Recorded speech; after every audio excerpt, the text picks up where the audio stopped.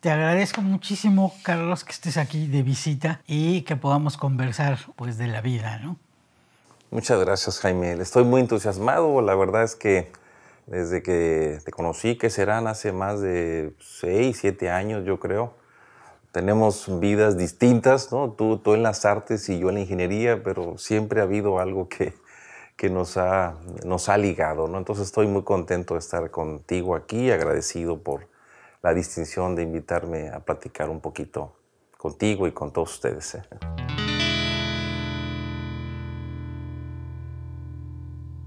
Mi caso es el caso de muchas familias mexicanas que estamos vinculados con la actividad campesina, ¿no? Hay por ahí una estadística que dice que más del 60%, ¿no?, de las familias mexicanas estamos vinculados con el campo. A lo mejor nuestra generación no, pero sí nuestros abuelos, ¿no?, tatarabuelos y demás vincula una actividad en el campo.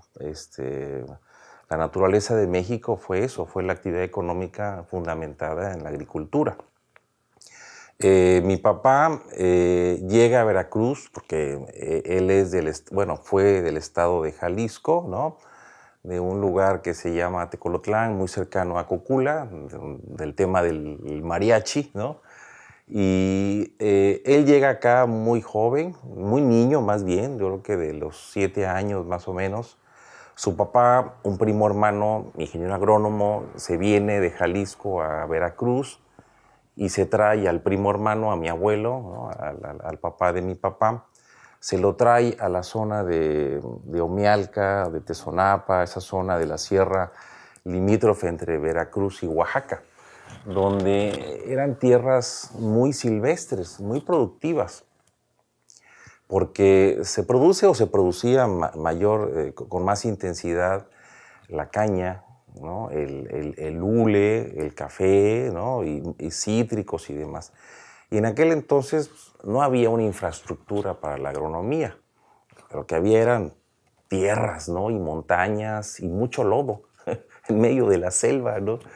Y entonces mi abuelo, el papá de mi papá, se viene, su primo hermano, un ingeniero agrónomo, lo vincula a Veracruz para que se hiciera cargo como de una hacienda hulera, ¿no?, una hulera que producían árboles, procesaban el hule.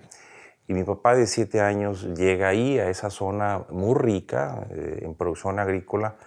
Ahí crece, pero el vínculo entre Veracruz y Jalisco nunca se perdió, porque cada año mi abuelo y después mi papá constantemente regresaba al estado de Jalisco.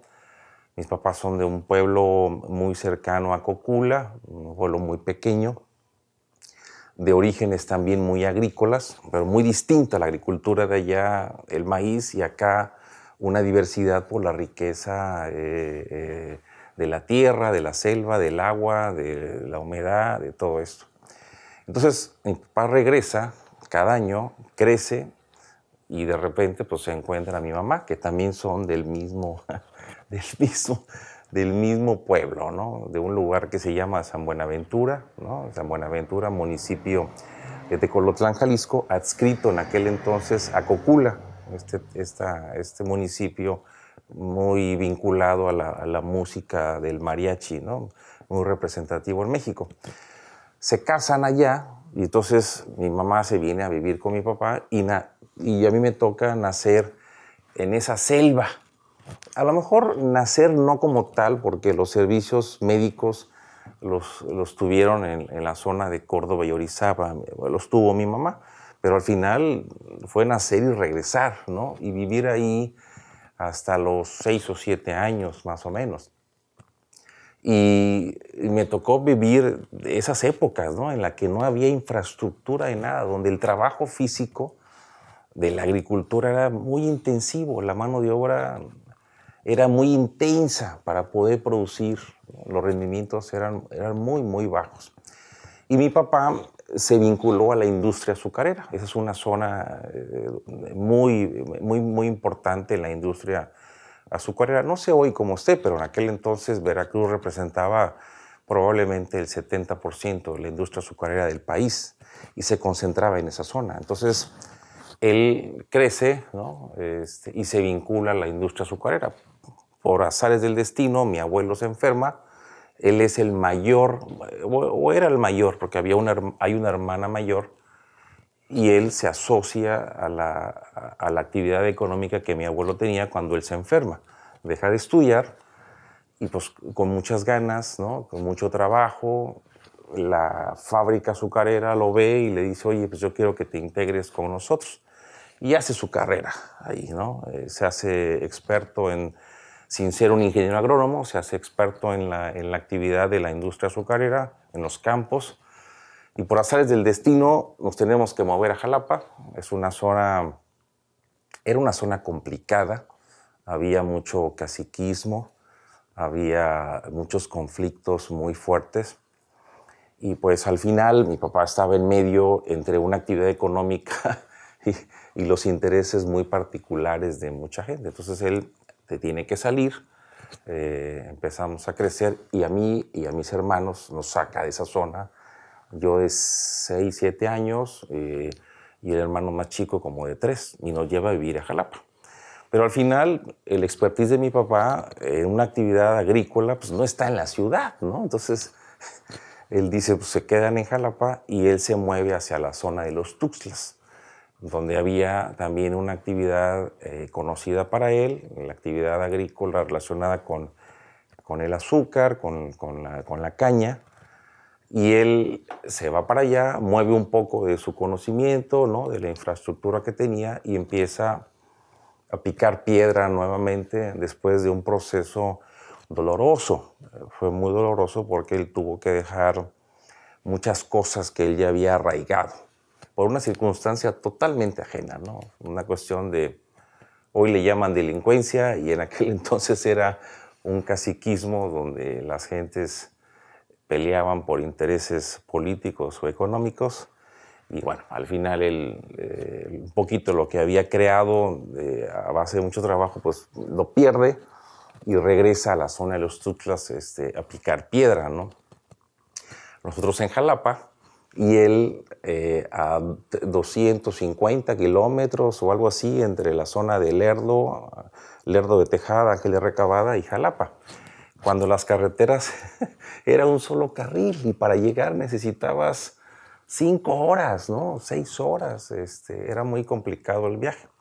Llegó un momento en el que mi papá dijo, pues no podemos estar tan separados. Además no había las tecnologías que hoy hay, que aprietas un botón y ves al familiar y te comunicas con él. Entonces nos regresa, mi papá nos mueve a la zona de los Tuxtlas, ¿no?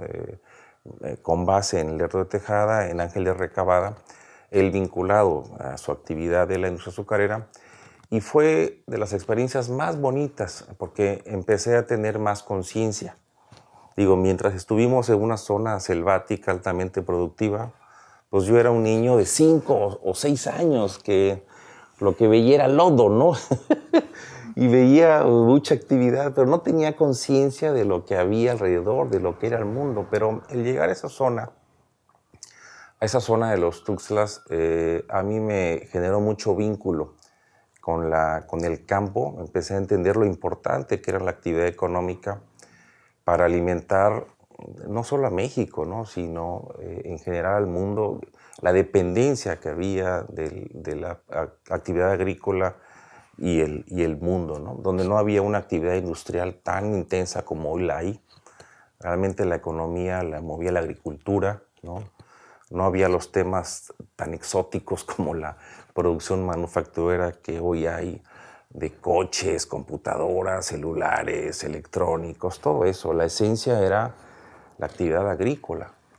Y eso me permitió, alrededor de mi papá, soy el mayor de 5 hermanos, somos 5, entonces son 2 hombres, una mujer y 2 hombres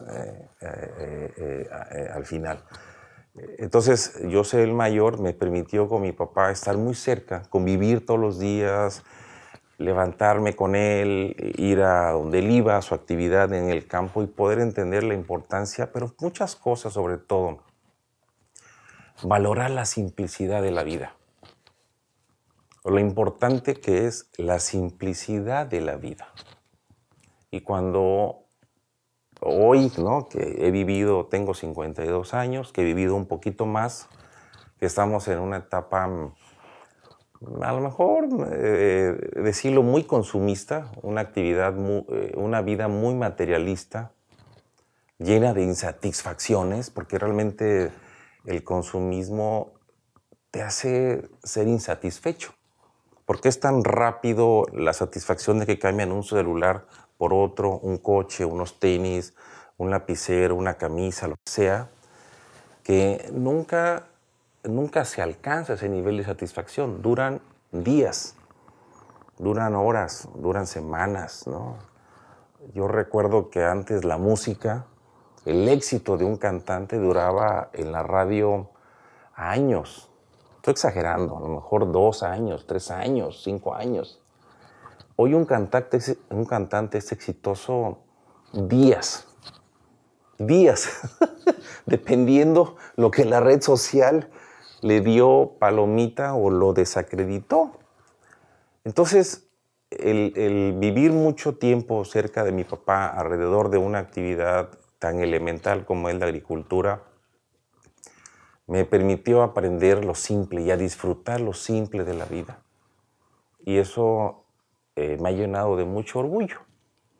Eso no quiere decir que uno no sepa valorar el A, el B y el C y el D de la vida, pero te permite priorizar qué es lo que te llena, ¿no? Y no es muchas veces ni lo material, no es lo económico, no es el ego, es simplemente encontrar la satisfacción en la simpleza de la vida. Y fíjate que eso es algo que he tratado de buscar hacia mis hijos. Es algo que he tratado de inculcarles un poco a ellos, pero no con palabras. Es un poco como lo hizo mi papá. Mi papá era poco de reflexionar, pero él era más del estilo del ejemplo arrastra más que 1000 palabras. ¿Sí me explico? O sea, él no era mucho de que te dijera, era de que tú lo vieras. Y él nos estaba enseñando, a lo mejor no puedo decir que una actividad económica, porque su vida fue muy dinámica, ¿no?, por circunstancias personales de él, que tuvo que vivir en muchos cambios alrededor de su vida, pero nos estaba indirectamente enseñando una filosofía de vida, que a veces eso es más importante que una profesión. El que pienses de manera diferente, que veas el mundo de manera diferente. Y eso es algo que creo que hoy, como está el mundo, yo no soy un sociólogo, a lo mejor es muy atrevido lo que quiero decir, pero soy un ingeniero, pero como yo lo veo es, la vida está de sueños líquidos, la vida de hoy está llena de sueños líquidos, donde no perduran, líquidos porque los satisfactores, como una cascada de agua, caen y a los 3 minutos van cambiando completamente. Y ese es un gran problema que hay en la sociedad, no hay satisfactores. Y por eso es que entre más alcancen, lo que sea, profesional, económicamente, lo que sea, esas nuevas generaciones están insatisfechas porque no hay permanencia en ese sentido de pertenencia de lo que logré, de lo que alcancé, de lo que tengo, de lo que logro, de lo que hablo, de lo que platico con mi mamá, papá, hermano, amigos, compañeros. Ese sentido de pertenencia de la vida se está volviendo muy líquida, fluye como una cascada. Y eso divide, distorsiona, fracciona en las células más importantes de esa sociedad, que es la familia. Entonces, regresando al tema, el tener esa visión del campo, yo me siento muy orgulloso, el poder haber vivido eso, porque me permitió ver la vida de una manera diferente. Yo conocí al papá de Gutiérrez, de Gutiérrez, lo conocí, que había tenido a lo mejor 6 años, yo creo, 7 años, porque mi papá era un proveedor de servicios de él.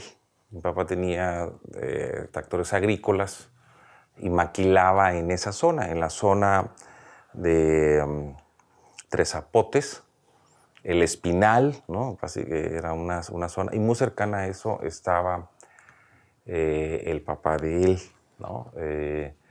Y constantemente íbamos, ¿no? Para allá, yo muy chico, ¿no?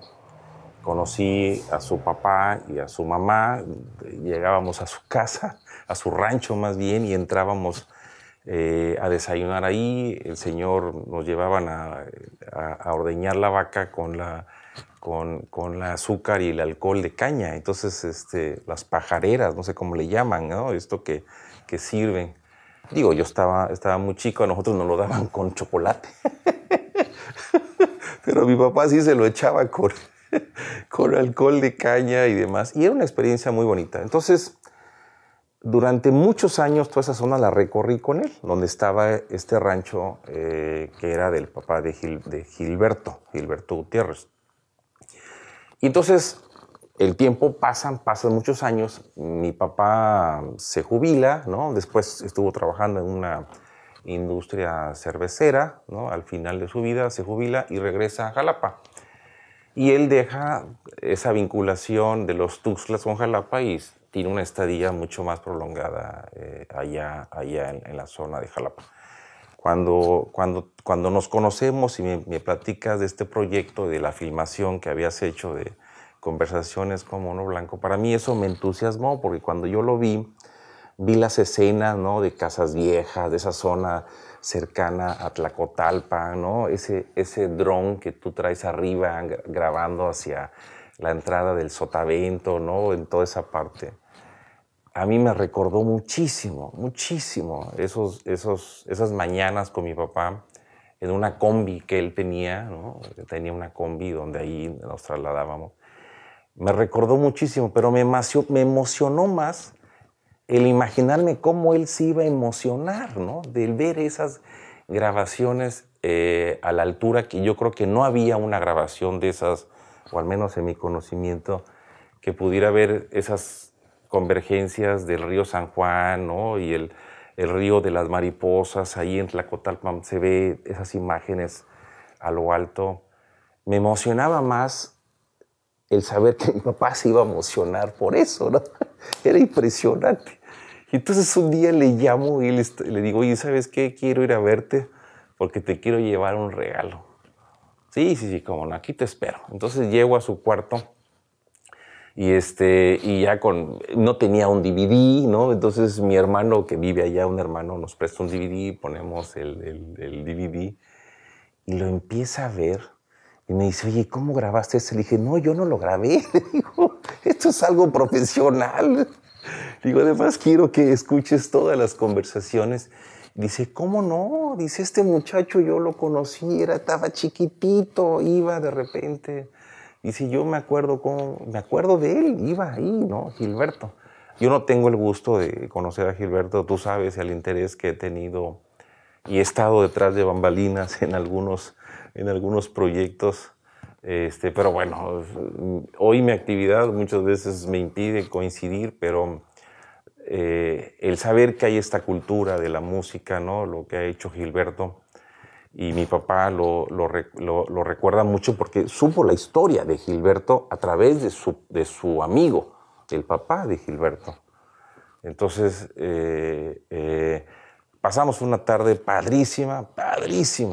Él recordando, ¿te acuerdas en Casas Viejas yo te llevaba y había un curandero que le mordía la víbora y entonces él traía unas hierbas? Y entonces él recordó muchas cosas, ¿no? Que él vivió, porque para llegar a Casas Viejas, que era parte de donde filmaron esto, son horas para llegar. Terracería, eran horas. Y bueno, pues fue un vínculo muy bonito. Él murió hace 2 años y el día que falleció, pues bueno, tuvimos que sacar muchas cosas de su casa, sobre todo regalarlas, donarlas. Y una de las cosas que me encontré fue esto, esto que tú me regalaste. Y fue una de las cosas que más me conmovieron porque me recordó aquel momento con mi papá cuando él pudo ver en imágenes lo que ya estaba solo en su memoria, ¿no? Y eso fue muy cautivador. Mono blanco.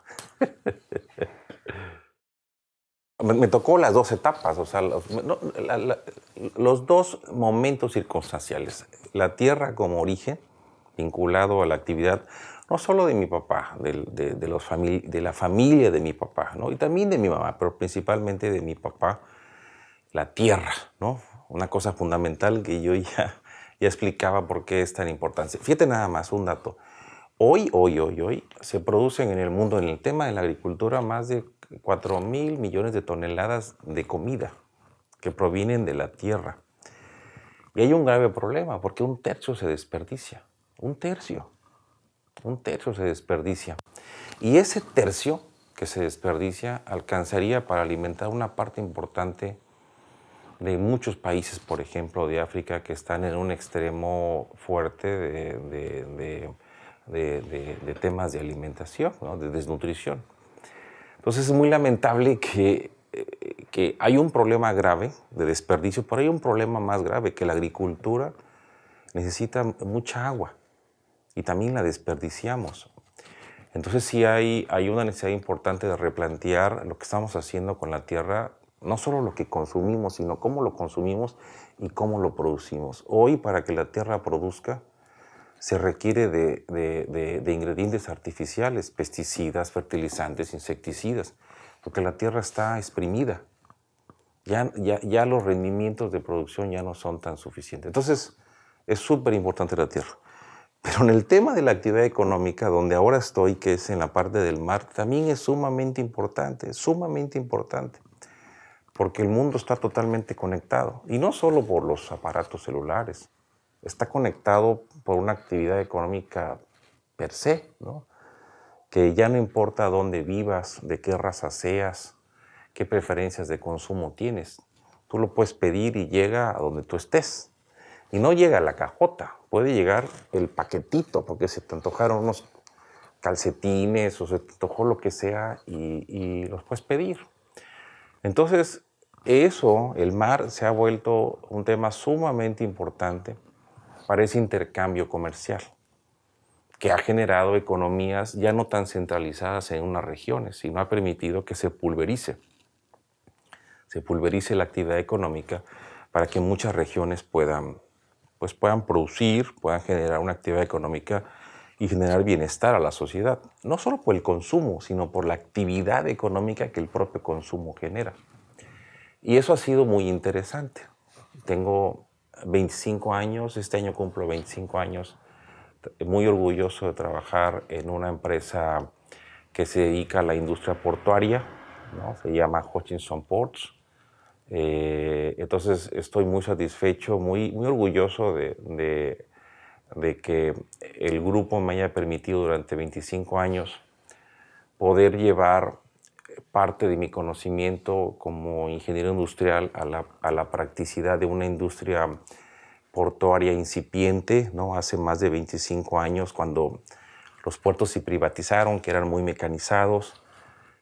Hoy me ha tocado, a lo largo de estos años, poder vivir un proceso de crecimiento en la industria, ¿no? Posicionar a México dentro del grupo al que pertenezco, es un grupo con base en Hong Kong, posicionar a México como una de las divisiones en América Latina más importantes dentro del grupo. No yo, sino un grupo de gentes que con el liderazgo de nuestro director pues hemos podido trabajar de manera colaborativa, donde el conocimiento y la experiencia no es de una persona, sino es del cúmulo del esfuerzo de mucha gente. Y eso, me siento muy orgulloso por eso. Pero por otro lado, ese mismo crecimiento de la actividad económica y la bondad que tiene el mar, los barcos, el equipamiento que permite procesos logísticos mucho más rápidos, ¿no? Hoy somos capaces de pedir, como decía, unos calcetines y llegan en una semana y los puedes pedir de cualquier parte del mundo. Eso es muy bueno desde el punto de vista individual o desde el punto de vista de la actividad económica que genera una región, pero también trae compromisos con la tierra, nuevamente. ¿A qué me refiero? A que esa actividad económica genera de alguna manera responsabilidades hacia el tema de emisiones, ¿no? de gases, ¿no? de CO2, ¿no? El uso del combustible, los barcos, las grúas, los camiones, los trenes, todo esto, no nosotros como un nodo de la cadena, sino toda la cadena en conjunto. Entonces, el mar ha sido muy benévolo, ¿no? Para poder hacer llegar los bienes de consumo y mejorar el bienestar de la sociedad en general, porque permite un intercambio comercial más rápido, más eficiente, pero ha crecido tanto que ahora tenemos que buscar esquemas diferentes de hacerlo más amigable, nuevamente hacia la tierra, el cambio climático, ¿no? O sea, todo esto. Entonces yo soy dichoso, ¿no? De haber vivido en la parte de la tierra y en la parte del mar. Entonces soy muy sensible a lo importante que es la tierra y soy muy sensible a lo importante que es la actividad marítima desde el punto de vista económico, pero también de lo que tiene que hacer para que ambas coexistan en un tema equilibrado en pro del mundo, de la sociedad, ¿no? Y en eso es, no yo, no el grupo en el que yo estoy, en general, la actividad de la industria portuaria, logística, en eso estamos, ¿no? En cómo hacer la actividad económica no solo más rentable, sino más amigable con el medio ambiente para que sea sostenible para las generaciones que van a estar. Yo siempre he creído que el ser humano nace con oportunidades, pero también busca oportunidades y crea oportunidades. O sea, nacen con oportunidades, buscan oportunidades y crean oportunidades. Yo siempre he creído eso, porque es muy difícil pensar que alguien que nace con, como se dice en el argot, con bandeja de plata, difícilmente no va a despegar, salvo que tenga unas condiciones muy particulares, pero los que saben de estadísticas dicen que es muy probable que el que nace en una bandeja de plata tenga mejores oportunidades que el que no las tiene, ¿no? Eso creo que cualquier persona que tiene una capacidad de razonar lo entiende, o sea, no se necesita mucha ciencia en eso, ¿no? Pero esos ahí están, ¿no? La pregunta es en los otros dos, ¿no? Los que buscan oportunidades o los que crean esas oportunidades. Y yo creo que es ahí donde yo me puedo situar un poco en esa parte. Regresando a la historia de mi papá, que regresa de manera forzada a la zona de los Tuxtlas, 5 hermanos, ¿no? Yo de 16, 17 y el más chico de meses, ¿no? Entonces había una escalera muy grande y en la zona de los Tuxtlas, pues, la preparatoria, oye, pues vete a estudiar a Jalapa, ¿no? A la preparatoria allá. Un familiar, ¿no?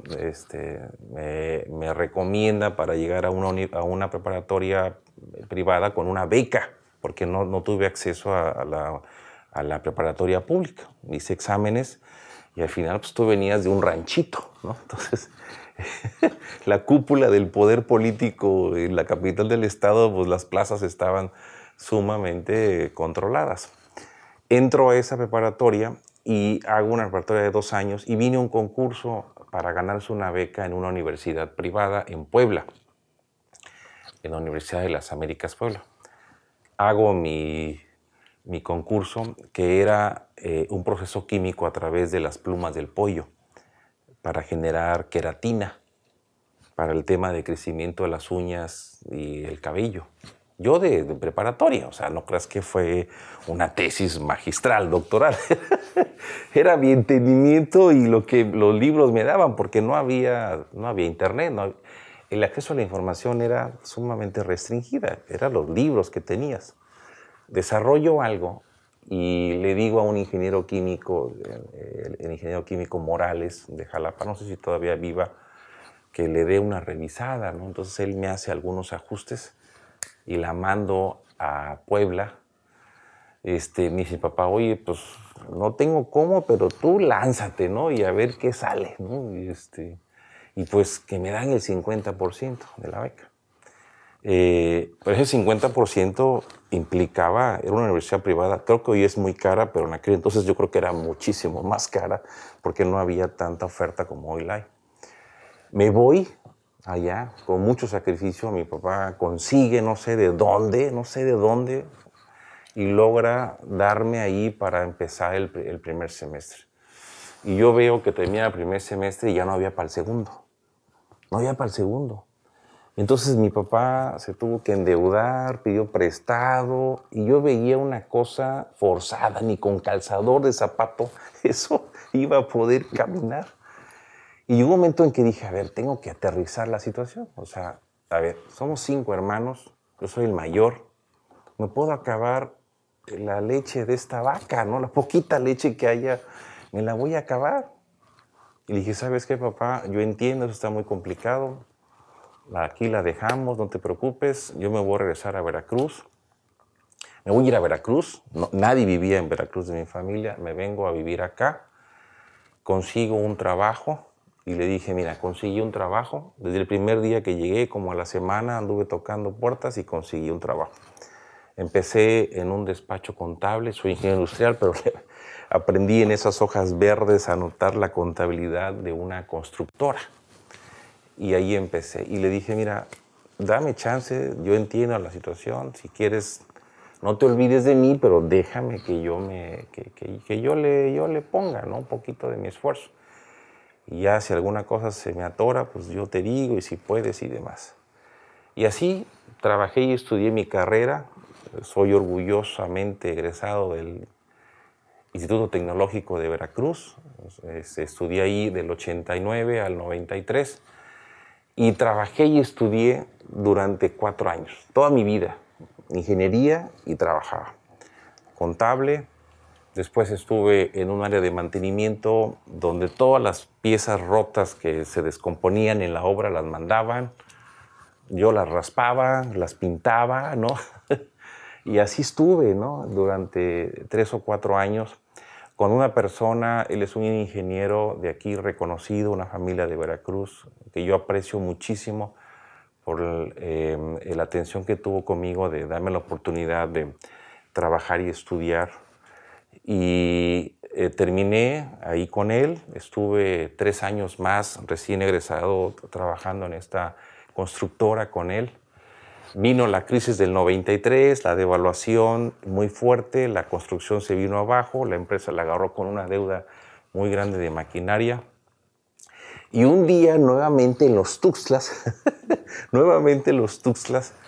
esta constructora había ganado una obra para desmontar algunos terrenos en el ingenio azucarero de Lerdo de Tejada, el ingenio azucarero de San Pedro. Eran algo así como, no sé si 100 hectáreas o algo así que se iban a desmontar. Yo ya egresado me mandan como residente de obra. Entonces voy para allá y bueno, las cosas no iban muy bien, ¿no? La economía estaba muy difícil. Y decido acercarme con él y decirle, ingeniero, no sabe lo agradecido que estoy, me cuesta mucho trabajo, tengo sentimientos encontrados porque para mí usted es como un segundo padre, porque me permitió haber trabajado y estudiado. Estoy agradecido con usted, toda la vida estaré agradecido, pero tiene que entenderme también que yo necesito seguir adelante, ¿no? Hacer mi vida. Y me dijo, te entiendo, te habías tardado. Te habías tardado. Entonces salgo de ahí y entro a trabajar a una industria de la harina aquí en Veracruz. Estaban abriendo la fábrica de Molinos Azteca de Veracruz, Maseca, que está a un lado de Tamsa. La planta la estaban arrancando y yo entro ahí como responsable de producción en un turno. Estuve 1 año y pues al final dije, esto no es lo mío, yo soy un ingeniero industrial y es una paradoja porque pues deberías estar en una fábrica. Pero dije, yo el casco y los turnos de noche, y bajé muchísimo de peso y dije, no, esto no es lo mío. y decidí cambiar de aires y me metí al tema de los puertos, y es como llego a Hutchison Ports, que en aquel entonces era una empresa en el 95, 50% filipinos, una empresa que se llama ICTSI, 50% de una empresa que se llamaba ICA, bueno, ICA, es una empresa constructora muy importante en México, sociedad, y a los 3 o 4 años se la venden al grupo que hoy es dueño, un grupo con base en Hong Kong. Y me ha tocado estar desde los orígenes, ¿no? De una empresa que nace en Veracruz, pero que hoy tiene actividad económica en Ensenada, con 2 terminales, una de contenedores y una de cruceros, una terminal también en Manzanillo, en el puerto de Colima, en Manzanillo, una terminal en Lázaro Cárdenas, la terminal de Veracruz, que todo el mundo conoce, Hutchison Port Chicabe, un astillero que también está aquí en Veracruz, Hutchison Ports TNG, una terminal intermodal en el Valle de México, en Hidalgo, y empecé haciendo estadística en esta empresa, midiendo los costos de los procesos, porque acababa de darse la privatización de los puertos, que pasaron de un proceso mecanizado, no tan manual, a lo mejor más mecanizado, pero el volumen era muy bajo. Entonces se privatizan los puertos, se abre la economía, la empresa invierte en equipamiento, terminales con infraestructura más ad hoc para recibir barcos más grandes. Y esto empieza a crecer, y el problema no era solo el atender ese volumen, sino cómo hacerlo más eficiente, más rentable para la empresa. Y ahí es donde yo empecé a hacer mis pininos, a decir por aquí, estos procesos son así, estos cuestan más, movamos esto, y ahí empecé a hacer mi trabajo. Estuve mucho tiempo en eso, apoyando en el desarrollo del crecimiento de nuevas operaciones en México. Después crean la división para América Latina. La división de Hutchison Ports se maneja desde Veracruz. Se manejan los puertos de México, en Panamá, en Bahamas y en el sur de América Latina. Se manejan desde aquí, desde Veracruz. Aquí está, digamos, el corporativo de la división de América Latina, que reporta a un corporativo central en Hong Kong. La segunda etapa dentro del grupo tiene que ver con el desarrollo, porque ya había los volúmenes. Ahora es cómo los haces eficientes, pero también cómo innovas para que esos procesos, ese volumen, esos clientes se mantengan cautivos en nuestro portafolio de negocios. Y empiezo a desarrollar, me dan la confianza de desarrollar la parte de innovación del grupo, que ahí es donde te conozco. Ahí es donde te conozco. Y yo le decía a mis hijos, voy con Jaime Cruz. Papá, ¿quién es él? Y digo, es una persona muy importante, porque él fue el que me ayudó a desarrollar, yo estaba cerrado de mis ojos, cómo poder promover una cultura de innovación en el grupo. Y hay unos foquitos que se movían, y había un video que se desarrollaba, y que Jaime logró entender lo que yo necesitaba para promover. Yo no soy artístico, pero yo expresaba, y Jaime tuvo la capacidad de poder entender y plasmar de una manera digital lo que iba a facilitar un entendimiento para promover una cultura. No había la cultura de la eficiencia, pero había la cultura de la innovación, de hacer cambios radicales. Y entramos en esa etapa en el 2011, 2010, y ahí es donde yo te conozco y me ayudas muchísimo a empezar todo esto.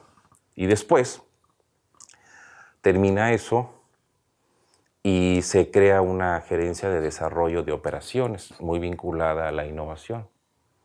A los 2 años mi jefe actual se jubila, y el grupo y mi jefe actual, el director de la División de América Latina, me da la confianza y me da la responsabilidad de la dirección de operaciones para el grupo en México. Veo la parte de innovación y desarrollo de las operaciones, veo la parte de infraestructura y expansión de las terminales, y veo la parte de todo lo que es el equipamiento, mantenimiento, adquisición de equipo para operar las grúas. Básicamente eso es lo que veo. Conocimiento El conocimiento ya no es propiedad de nadie. Estudias una universidad para tener un título, está bien, perfecto, y adquieres muchas habilidades.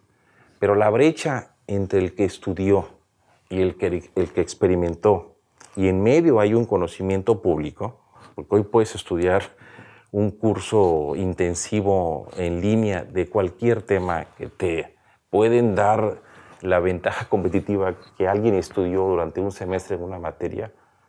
Quien no entiende eso está completamente en una desventaja. Se requiere pasión, compromiso, entrega, honestidad, constancia. Eso es lo que va a hacer la diferencia en los jóvenes. El conocimiento cualquiera lo puede tener. Tú y yo, si queremos cambiar una chapa del agua, a lo mejor nunca lo hemos hecho, pero nos metemos a YouTube y estoy seguro que lo podemos hacer sin necesidad de un plomero. Estoy poniendo un ejemplo muy burdo, pero vete a cualquier cosa, ¿no? Cualquier tema matemático, cualquier tema de economía, está en las redes, está en internet, está público. Y los jóvenes de hoy tienen que pensar en eso. Ese es el distingo. Y creo que la cultura mexicana, el talento mexicano, por lo que poquito que me ha tocado vivir en esas oportunidades de estar fuera durante 25 años, me siento muy orgulloso de que hay talento mexicano, hay compromiso. Hay compromiso para poderse enganchar. Pero es una labor no solo del profesionista, es de la sociedad en general, de los papás, de los abuelos, de los primos, de los tíos. Como sociedad tenemos que pensar en eso.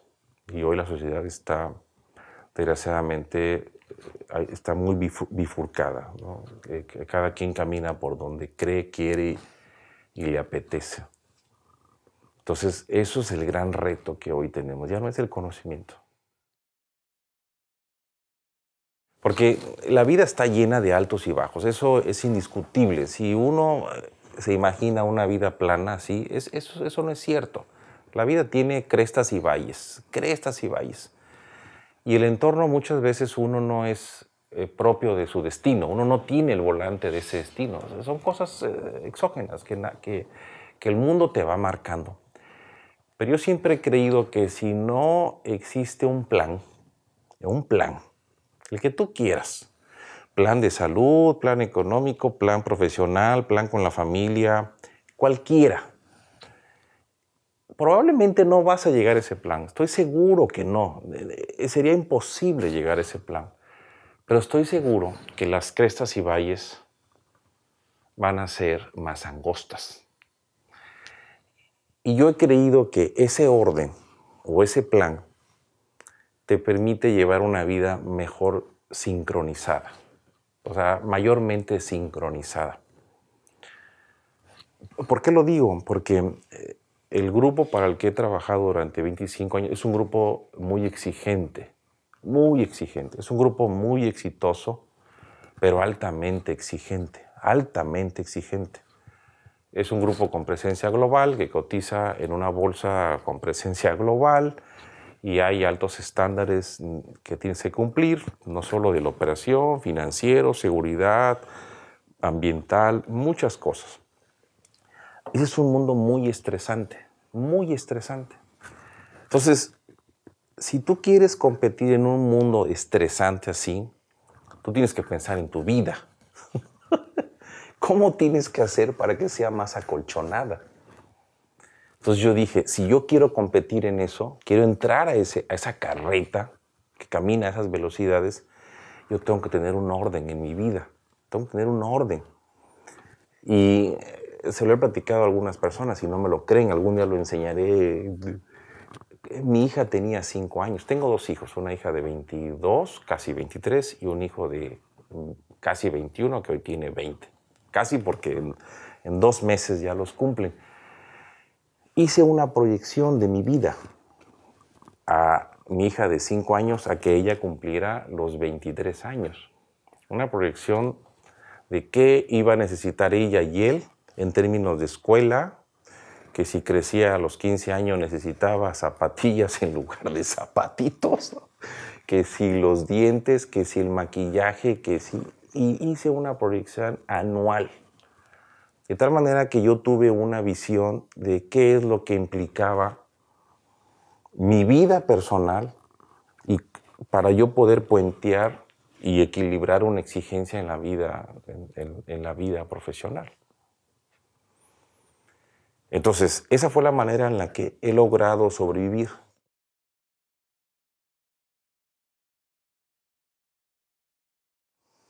Yo no soy de dominó, no soy de la cervecita los jueves, no soy de nada de eso. Mi hobby es la simplicidad, la simplicidad. Entonces, para yo salirme de ese entorno cuando yo puedo, yo busco la simplicidad y eso me remonta a lo que un día, a lo que fue un día mi entorno y me desconecta de eso. Y esa es la manera, para mí me ha funcionado. No quiero decir que así tenga que ser, pero es lo que yo he logrado vivir, ¿no? Y así he tratado de enseñar a mi familia. Que sepan disfrutar de una buena comida, si tú quieres, en un lugar ostentoso, está bien, pero que también sepan comer en el jacal con los chamulas en Chiapas, ¿no? En medio del carbón y la gente haciendo las tortillitas. Esos dos, cuando tú eres capaz de disfrutar esos dos mundos, eres completamente feliz. Así yo lo veo. Porque si te pones en el extremo derecho, caes en esa rueda del tema material, de la insatisfacción, que nada te alcanza.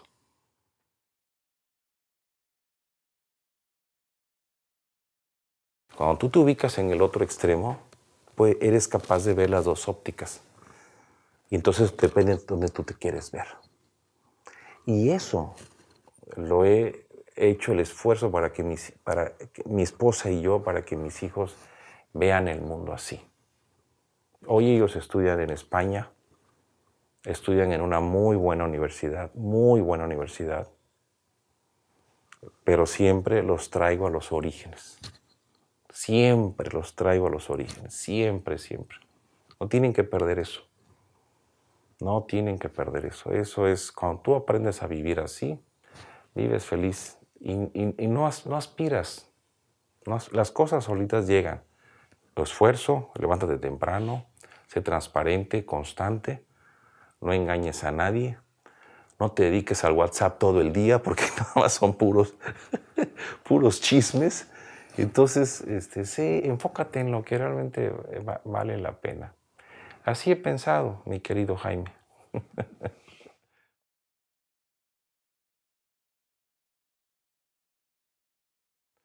Voy a decir esta palabra, se han prostituido las cosas.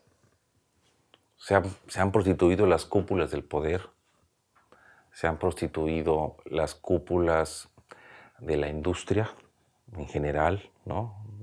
Altos ejecutivos que muchas veces juegan por intereses por encima mismo de la industria como tal, ¿no? Y la sociedad también. La sociedad también. Y yo creo que el tema viene de abajo más que de arriba. Si esperamos a que las grandes cúpulas de decisión o del poder en cualquier país, no solo en nuestro país, hagan el cambio, no. Tiene que venir de abajo. De abajo es donde está la capacidad de influenciar. Ese es mi punto. Pues muchísimas gracias, Carlos, que estuviste con nosotros. Al contrario.